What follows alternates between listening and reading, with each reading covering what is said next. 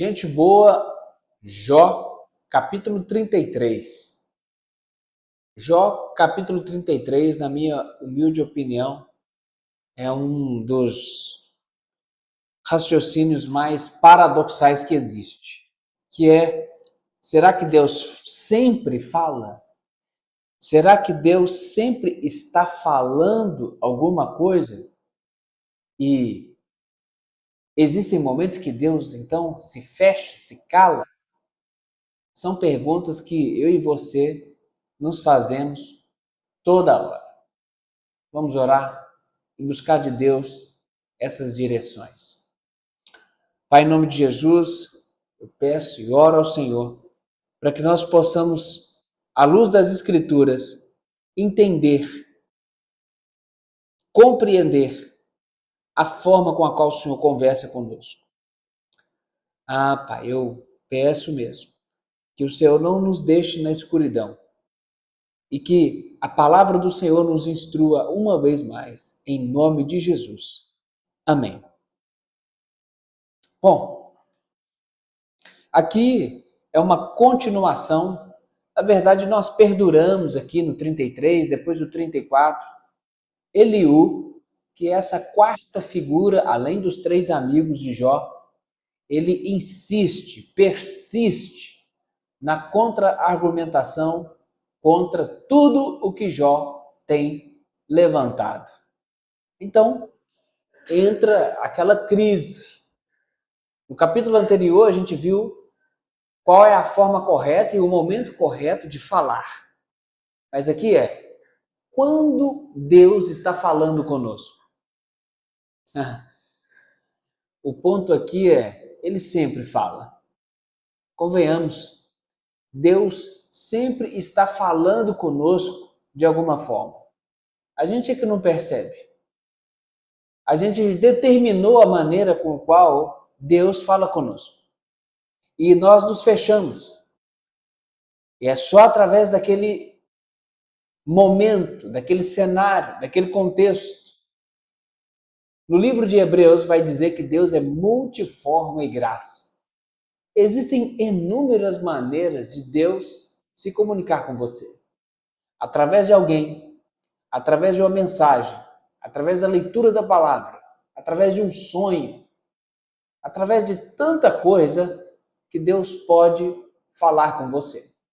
Contudo, será que nós fechamos a forma com a qual Deus fala conosco?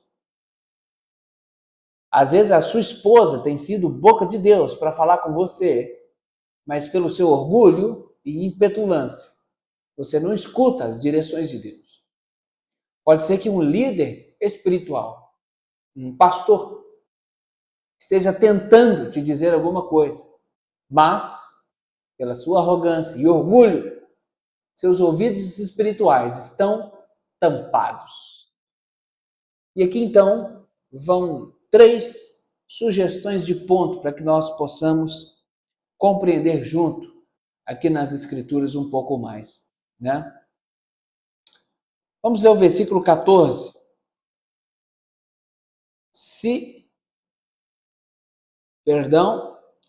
Pois Deus fala repetidamente, embora as pessoas não prestem atenção. Esse versículo 14, ele não precisa nem de explicação. Eu vou apenas reler. Pois Deus fala repetidamente, embora as pessoas não prestem a atenção. Precisa dizer o que mais? Precisamos explicar o que mais, além do que o próprio versículo já nos explica? Deus, ele insiste conosco. O problema é que a gente insiste em não ouvi-lo. Aqui não é sobre a insistência de Deus tentar falar conosco. Aqui é a insistência nossa em estar com os ouvidos tampados e ter canalizado apenas uma via e uma forma de Deus falar conosco. Essa é a primeiro destaque que eu coloco aqui. Dos versos 23 e 24. Agora, mexe um pouco comigo, com você. Mas, Se um dos milhares de anjos do céu aparecer para interceder por alguém e declarar o justo, Deus terá compaixão e dirá: livre-o do túmulo, pois encontrei resgate por sua vida. Bom, aqui está dizendo dos intermediadores. E aqui entra um ponto para mim e para você. Eu te desafio hoje, ao passo de ouvir esta mensagem, enviar uma mensagem para aquele que sempre tentou te instruir.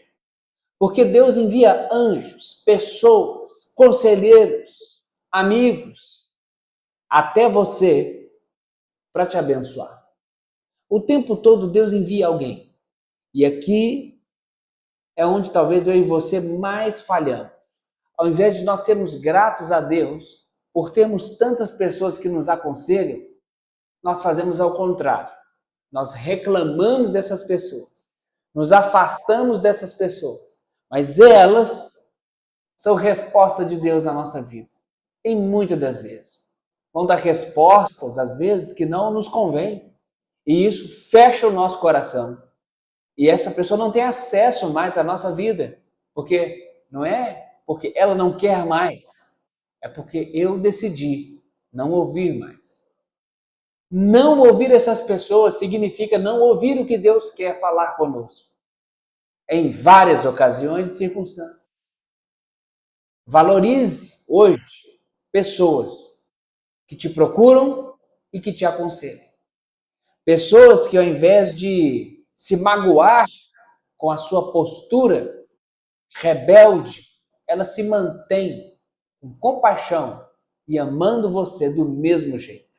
Eu desafio você hoje a honrar a cada pessoa que insiste em querer te ajudar, mesmo, talvez, com a sua ignorância e orgulho. Você conhece alguém assim? Eu te desafio, envie essa mensagem para ela. Ou, às vezes, você é essa pessoa. Dos versículos 26 a 28, vamos ler juntos. Diz assim: quando ele orar a Deus, será aceito. Deus o receberá com alegria e o restituirá à condição de justo. Ele declarará aos seus amigos: pequei e perverti o que é correto, mas não valeu a pena. Deus me livrou do túmulo, agora minha vida contempla a luz. A maior forma de destampar os nossos ouvidos espirituais e desobstruir a nossa falta de comunicação com Deus é se arrepender. Às vezes nós temos feito coisas horríveis e perdão restaura, arrependimento revigora. É chegado o tempo de nós nos arrependermos da forma como que tem levado a vida, eu e você, para que nós possamos ouvir claramente a voz de Deus. Hoje, eu e você, fazemos um combinado. É dia de olhar para cima e dizer: eu me arrependo. Me restaura, Senhor. Me revigora, me cura, para que eu possa seguir adiante. Às vezes esse passo que você fez hoje com Deus é o suficiente, mas eu te encorajo, se você ainda não sentiu paz pleno no seu coração, isso significa que você precisa de um apoio, de uma ajuda, na qual você precisa confessar algo que aparentemente você entende que te afasta de Deus. Procure alguém sério hoje, alguém que você entende que é de Deus, e confesse, e se liberte para um tempo único e próspero com o Senhor. Jó, capítulo 33. Como Deus fala, quando Deus fala, e aqui nós tiramos 3 aplicações. A primeira delas é: Deus sempre fala. O problema é, será que estamos percebendo a forma com que Ele fala? 2, Precisamos valorizar as pessoas que Deus já nos deu como conselheiros. 3. Será que a nossa vida é um impeditivo para que nós possamos receber a palavra?